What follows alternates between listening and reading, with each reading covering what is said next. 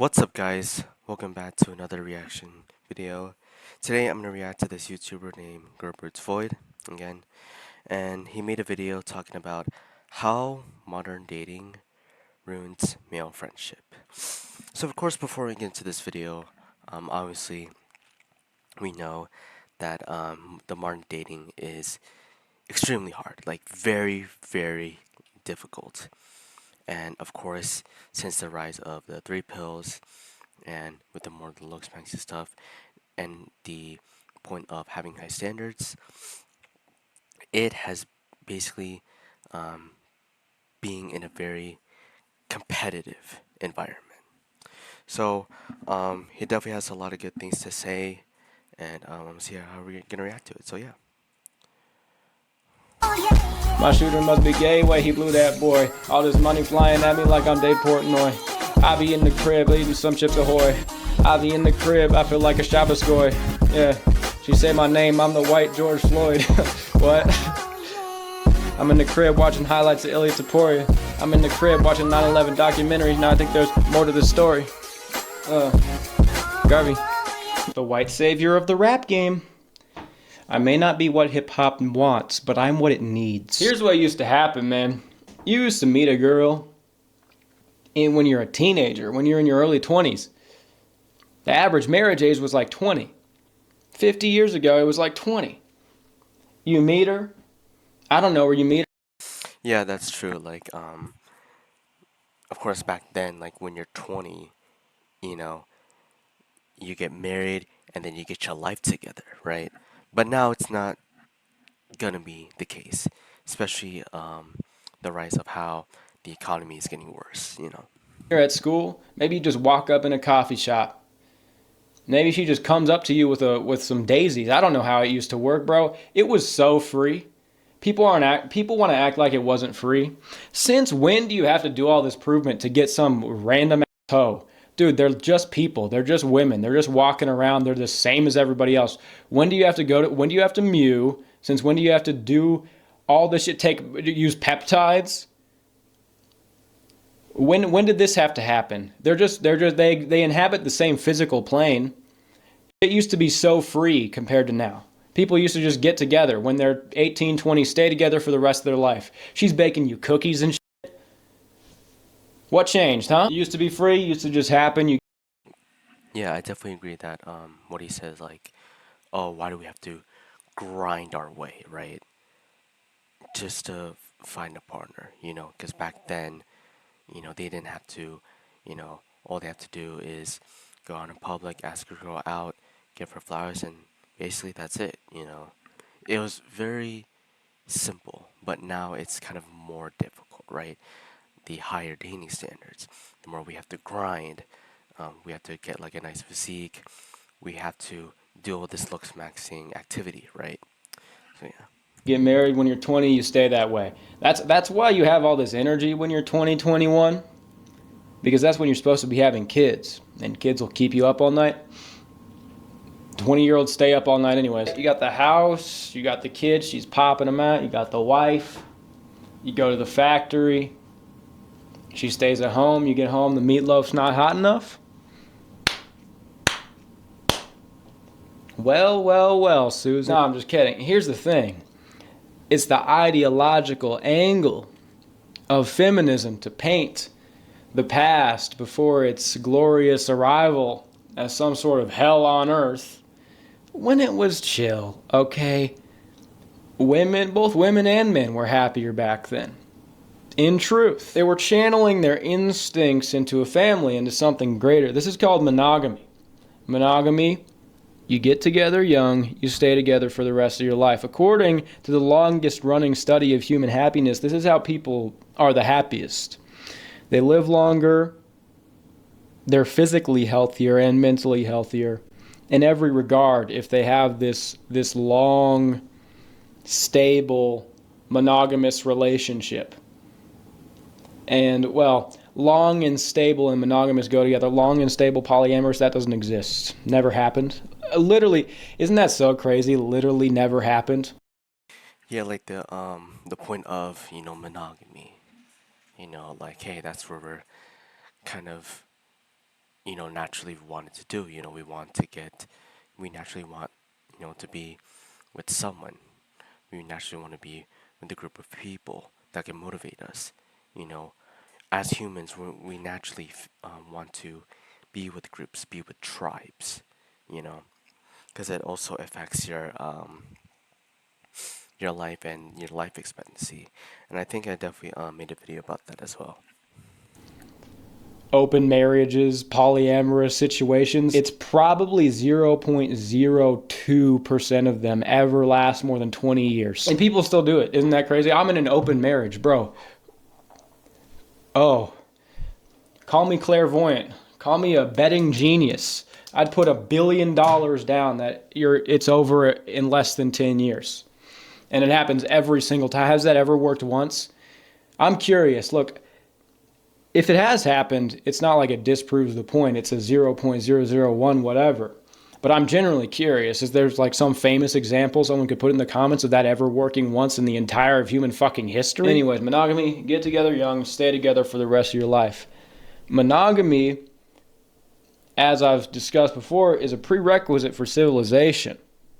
Any civilization that reaches a certain height has been monogamous, and it had to be that way.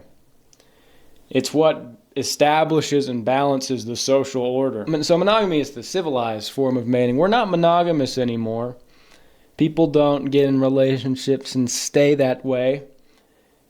There's many different things you could call what's going on now. It's sort of just like a dating chaos.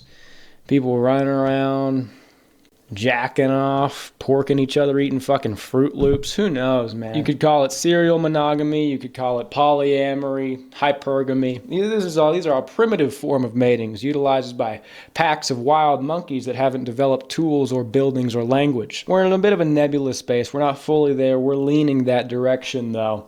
But there are still people that get together and stay together. It's just rare. It's quite rare. One of the things with non-monogamy is that in humans it will inevitably lead to excess men. This is because of how dimorphic we are. Males are larger, women are smaller, and because of the difference in gamete production. There are infinitely more sperms than there are eggs. So, in a non-monogamous system, you will inevitably have excess men. These guys at the top, they'll spread their seed to multiple broads. And this may seem eugenic to some, but it's not. That's a different conversation. There are these excess men. Now, one of the reasons that a system like this could not produce a civilization has to be monogamous, is because when you have these excess men, they will engage in antisocial behavior. The real sad part with the destruction of monogamy, which leads to incels, which leads to the male loneliness epidemic, it's one-to-one. You see, this is not self-inflicted. If there's not monogamy, there will be excess men. That's it. And the real sad part about it isn't even that it's harder to get laid, harder to get a girl. It's really that this destruction of the relationships between men and women also harms male friendships. It degrades their quality. Yeah, because when you have a lot of men than women, it starts to become a competition, because definitely the looks maxing more the idea of just mogging, being better than other, men, that could lead to loneliness, that could lead to isolation, that could lead to comparing yourself to other people. And especially women, they would want to pick like the best one. So the men have no choice but to compete, and that could definitely have a very big impact on relationships in general and friendships. It sabotages brotherhood. This is what hypergamy does. It sabotages brotherhood. It compromises male friendship. And it especially compromises the human higher idea of a friend, which lacks certain conditions. It's not purely utilitarian or hierarchical, which isn't to say that, you shouldn't make friends with people who have motion, but a real friend is someone who's there for you when you're down, when you're up. I can't just be in the trenches and you don't return my calls. Then I make it out the hood, stack all this bread, I have all these big booty hoes around me sipping all this drink, and now you want to call me up acting like you're my friend. No, Gerby, don't play that. The real friends are there with you the whole way around, right? Because here's the first thing it does when there's Yeah, that's yeah, definitely true. Like a real good loyal friend when they're with you, regardless of the bad times or the good times. And majority of the people, you know, they may be bad friends, they may be manipulative friends. They just want you for your money. They're just ready to take advantage of you. They're very narcissistic. So yeah.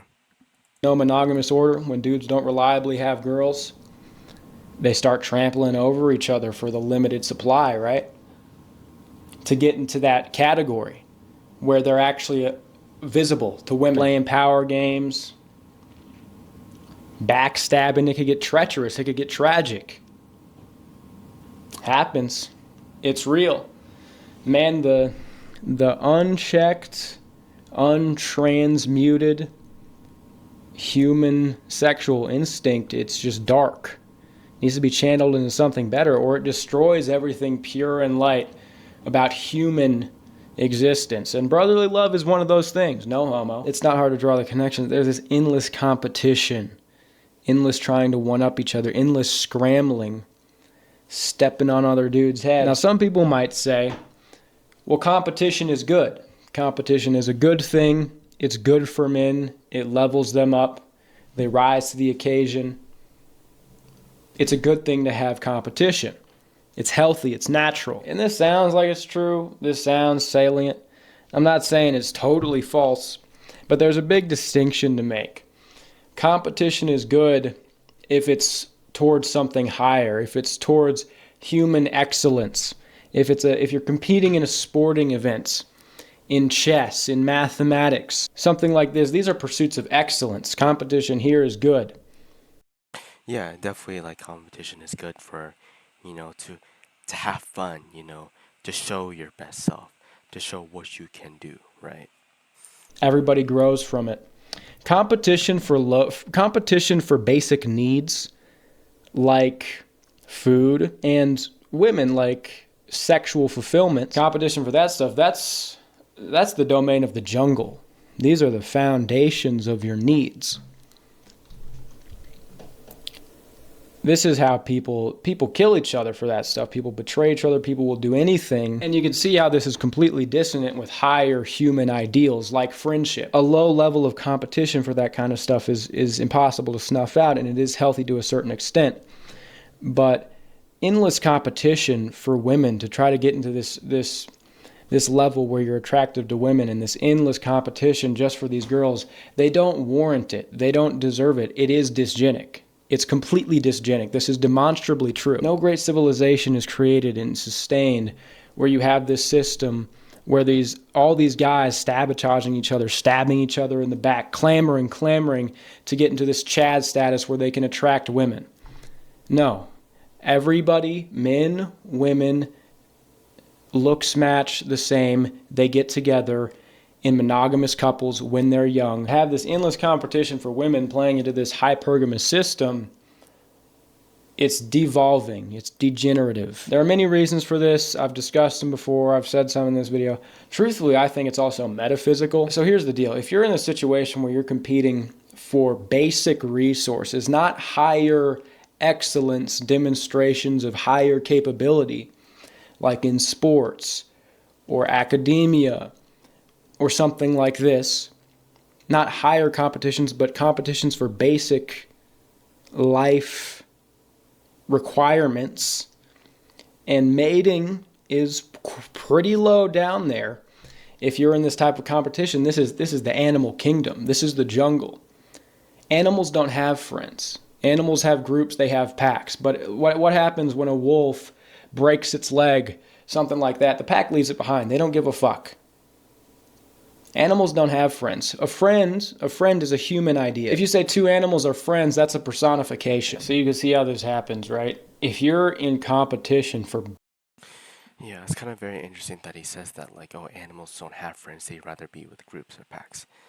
And us humans, we should be with, having a good social support group. So, because I feel like when he says that, it's like, okay, like, what's the point of like having a friend if, as humans, as our primal nature, wouldn't matter, but just only focus on being in groups as a community, right?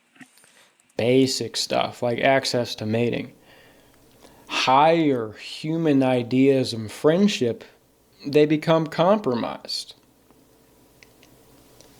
They can't thrive and exist in these kind of circumstances. And guys will trample over each other when the crumb appears. You can easily observe it, right? If you're in a group of guys, the girl comes around, oh, all of a sudden he's real funny around the hose. A classic archetype where you have these childhood friends and then they enter high school and the hierarchy kind of forms and changes. So they were friends when they were kids, but one of them becomes some jock. He's getting the girl, one of them some nerdy ass incel. They're not friends no more. They're sitting at different tables. So that's the first big thing is competition. That's kind of all what it hinges around, the point I'm trying to make. But there are other reasons for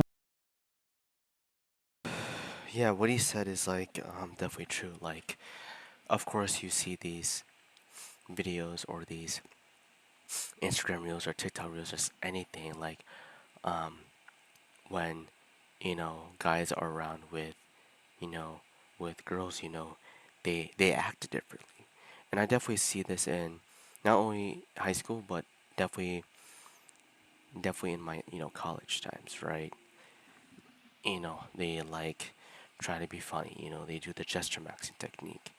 They do the W wrist technique, like, or yeah, like anything, you know, just to try to get with them.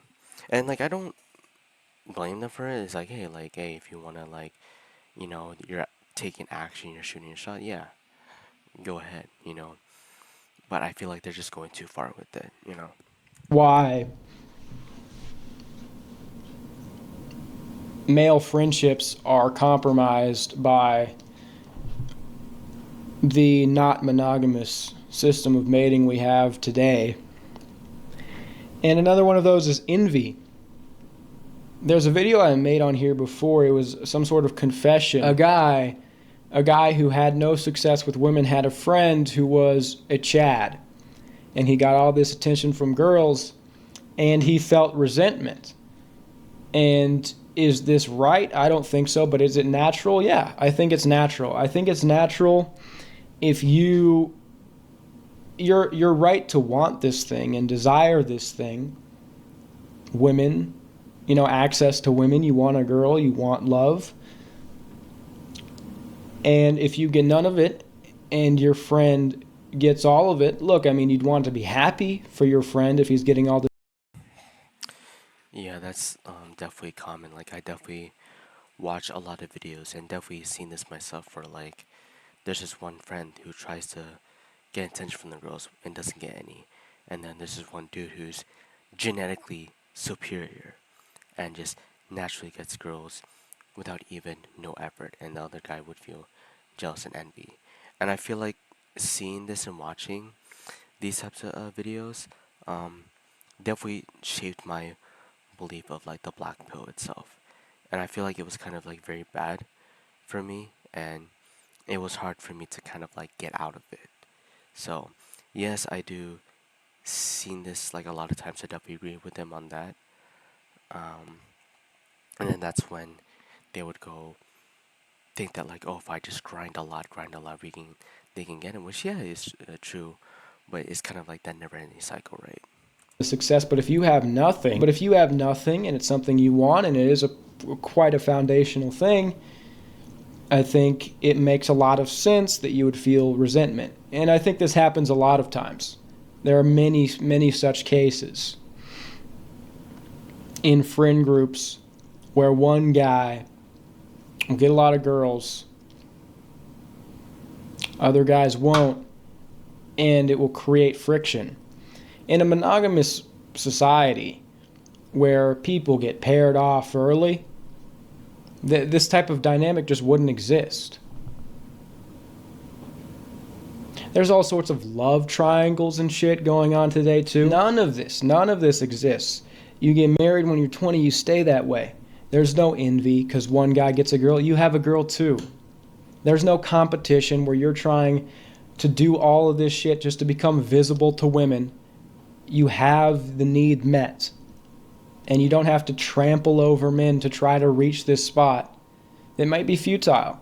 And you don't have to engage in all this antisocial behavior. Mogging is it's such an mogging means male of the group.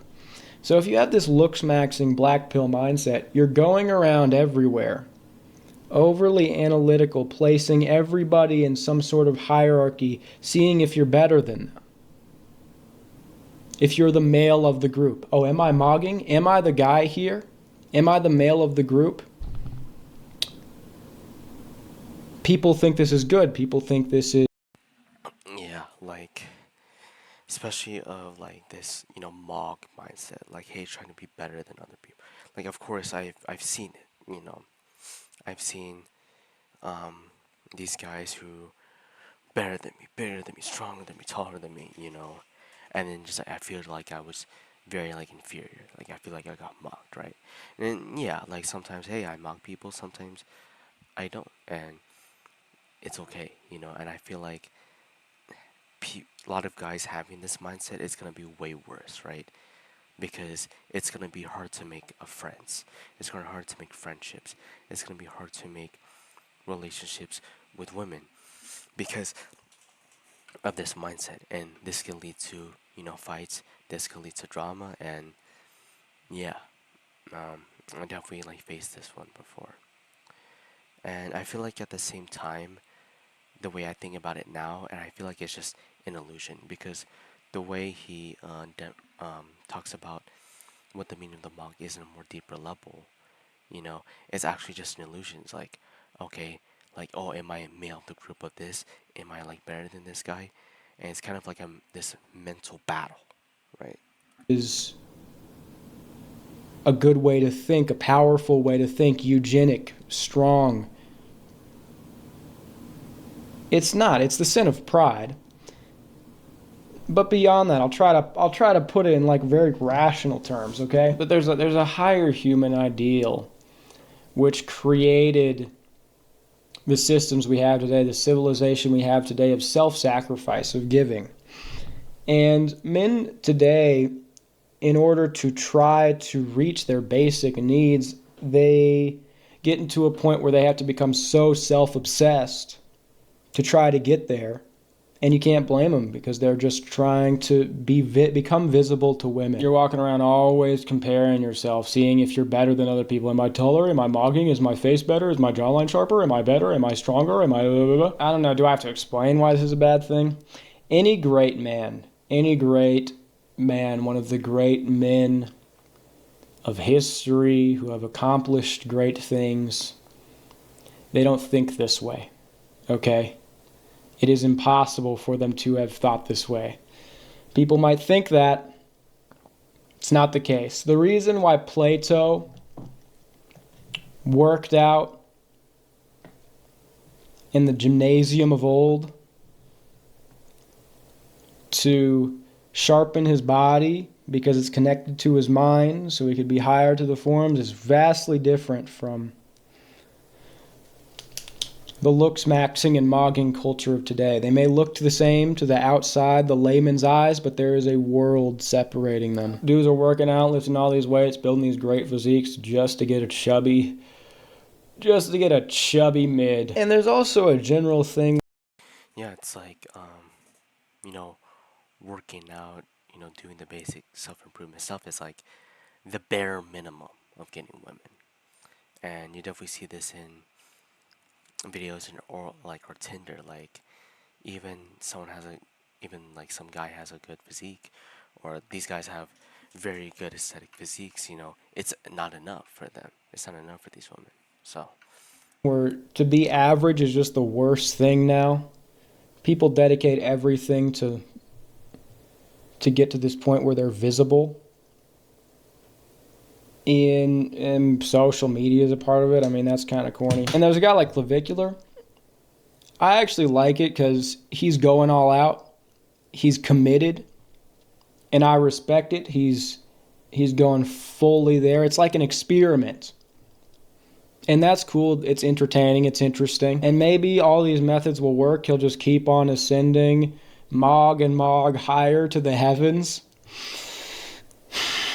And people will look at it and go, okay, we should listen to him. He's got something there. We can emulate his method now. But if I were a betting man, I'd say this obsession will eventually backfire.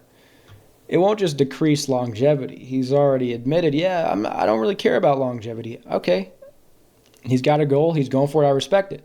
I think it'll backfire. I think after enough cosmetic surgeries, enough you're taking all these compounds, it will actively backfire, and your PSL, your look score, your SMV will decrease. You'll start looking freakish. If I yeah, like Kovac is like a great example. Of course, the looks maxing. Of course, he's been very influenced with looks maxing since he was probably a kid, right? A teenager, young impressionable teenager. And yeah, like I said, yeah, he's going all out, which I definitely respect as well. But yeah, it's definitely true that like the steroids and the peptides he's taking is definitely gonna make him worse in the long run. Of course, he definitely admits that like, oh, he doesn't care about living longer because he knows that like, oh, the world is getting more worse anyway. Everything's just getting worse. Might as well like make all this progress now, and then oh, because you only live once type of mindset, right? So yeah, like everything is gonna backfire, and definitely right now it's like you know he definitely fall into that fame, and his reputation is like getting worse, because of that. And I wouldn't say because of the looks maxing, because of the activity he's doing. You know, thinking that like, oh, okay, looks is all you need. That's it, right? But there's like more to it than that, right? were a betting man, that's what I would put money on. There's only so many surgeries you could get. Your natural harmony, you can't cheat God. Your harmony is going to be fucked up. Maybe it'll all work, but the problem is we need time to see if this will work. And one of the big points of it is that you're supposed to start when you're a teenager, when you're like prepubescent, because that's when you're able to maximize things the best. You start ingesting these compounds when you're 13 years old. Maximize your growth, maximize all this shit before it's more set in stone when you're later on in life, when you're finished with puberty. So the incentive is to blast this shit now. But I just have this intuition. Maybe this is primitive. Maybe it's wrong. Maybe everybody should just be experimenting with peptides and steroids and trying all these different compounds in a smart way where they don't have repercussions. But I don't think that exists. I think that's impossible. I don't think you can cheat. I think there's always a cost. The bill is due eventually. We don't have a complete comprehensive understanding of the mind and body to take all this shit and be like, "Oh no, it's okay."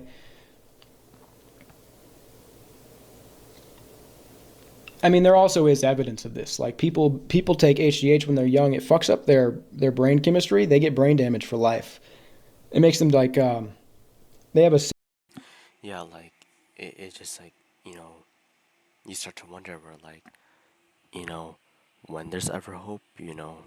When is it possible for everyone to be in a very healthy, good relationship? Is there hope? All that stuff. And that I mean that's what I've been like thinking ever since. Yes, grinding is good, but at what point, you know, you start doing it with other people instead of doing it for yourself? You know? serotonin insufficiency. I think it is. I think there's always a cost Because the thing is, you take these compounds, and then the compounds have side effects, and then people take other compounds to remove these side effects, and now you're just on this whole stack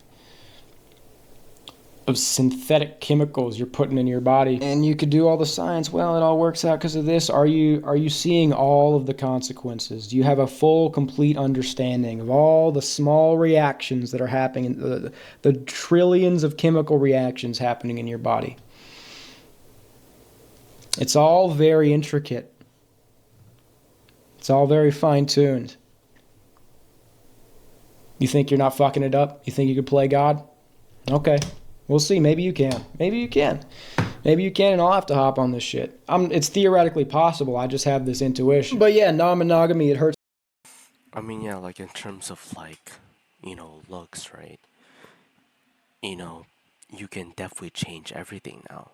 You can technically change your height by either getting the surgery or a shoe lift. You can technically change, your any deformities of your face, like what you think. You can definitely change a lot of stuff. Like we have that access to now, right? Which can definitely increase your chances. But I feel like when we'll be at the point where you go too far, will the standards keep increasing? Will every year, like, will the standards keep increasing? And then you're gonna have to catch up to those standards. Eventually, like, yeah, there's so much you can do, Male friendships, because there's this self-obsession that's going on, this antisocial mogging mindset, endless competition just to get in this cast of men that women actually want. And there's the whole cheating thing too. Homie hopping, it's a whole phenomenon. Girls will run through the whole friend group. None of these dynamics happen if you have this system where people get married young. There's not all this treachery. Like, how is your relationship with your friend if you break up with a girl and he sleeps with her the day after or something like that? It's just, that happens a lot. And or God forbid it happens while you're still together. That also happens. And another thing is that now when a guy gets a girl, because there will be a group of single guys, there are twice as many single guys as single girls. A guy gets a girl, he's gone. He's lifted out into another universe where he's not part of the boys anymore.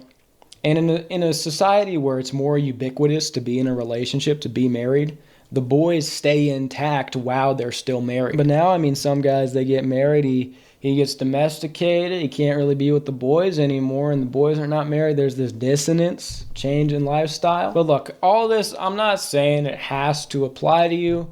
You can still have real friends today. Those exist. It does exist. People get blackpilled now like brotherhood doesn't exist, all friends. It's all just hierarchical, utilitarian. I don't think so. I think real friends exist. You come up with your own solutions, but here's Yeah, I mean, yeah, like, what he said is true. And I feel like this is more common in, like, more of the celebrity and more of the kind of, like, the music industry with the rappers, especially with, and also as streamers as well, right? I think it was like Kai Cenat or something, or there was a Kai Cenat situation or something. I'm not going to get too deep into it, but usually overall, like, of course, a guy gets with the girl, and then the girl is talking to the guy's friend, and then gets with the friend, and then that's when that friendship starts to break off, not only with the friend, but with the girl as well, and that can cause the guy to have this kind of negative, nihilistic mindset. You definitely see this a lot, and it's definitely been influenced around, so, yeah. here's a couple guidelines. You can't really trust man whores to be your friend. You can't really trust a guy who gets a lot of girls. Not that he's just attractive to a lot of girls, but he actively goes and sleeps with a lot of women. I mean, in traditional European society, this is something that is looked down upon. And it's untrustworthy. Like, you're not supposed to trust a guy like this. You can't trust a super promiscuous guy. I don't think you can. He's too dominated by his desires. A guy like that will prioritize some strange over you any day of the week. And also, honestly, man, if there's like a friend group of incels and none of you are getting any O's whatsoever, that could work. But sometimes you can't. It depends if you can trust an incel. It depends on what type.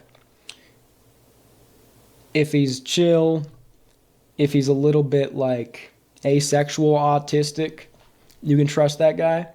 But if he's like an incel that's really, it's like doesn't like women, that makes it a point to not like women, hates them, goons a lot. These type of guys you can't trust. You see the hate and the love, the desire. It's all this. It's all in the same coin. The guys that are talking about they hate women, they are completely dominated by women. They can't stop beating off to them. They're thinking about them all the time. The true opposite is indifference. Any incel who's like any guy who's an incel type of guy who goes, I can't stand these voids, da da da. A girl comes around, a pretty girl comes around, she's nice to him. He's not keeping that same energy like fuck you, bitch. No, no, no, no, no. He's changing up real quick. He's lovey dovey. He's trying to best you for her attention immediately. Even the most stone cold incel, pretty girl comes around, their whole behavior changes. Yeah, that's what happens. It just is what it is. Yeah, I definitely seen this like some incels they be like that. I think I had a friend who was basically an incel in high school. You know, he was like always quiet, always had his like hood in school, even though like you're not allowed to have hoods in school, or whatever. Yeah, but he's like that. He starts talking down on these women, but when girls come by, like he gets so nervous and then starts to change like real quick. You know, so yeah, there's incels like that, and then ever since like that, I just felt like I don't want to, of course, hang out with them anymore. You know. But you can't trust guys who are really like that, who are really thinking about women all the time, but they're an incel and they're jacking off, especially. No, no, no. Yeah, thanks for Yeah. Overall, yeah, definitely. Very good video, and it's very good how he was able to kind of like address and talk about the problem of male friendship. And if I had advice on this, um, honestly, of course, just stay away from social media, and then start definitely going out and start to make friends. Get those negative beliefs on your mind off of your mind and start making friends. Um, of course, I definitely made another video of this, but of course, know know and identify the types of friends. Um, make sure and identify it early when you're meeting them. If you know someone is like consuming this this type of content, the looks maxing content, incel content, so much, most likely do not be friends with them, because of course it's like they'll implement this mog mindset or whatever, right? But if you see like a friend who doesn't really care about these ones, and then wants to live life, you could be like a guy or a girl, doesn't matter. But of course, if a friend just wants to live life and be happy, yeah, most likely be with them. You know, they're not there for you for just money. They're not there to take advantage of you. They're just there for you. You know. So yeah, guys, that's it for today's reaction video. Like I said, my links are in the description down below, and I'll see you guys in the next one. Peace.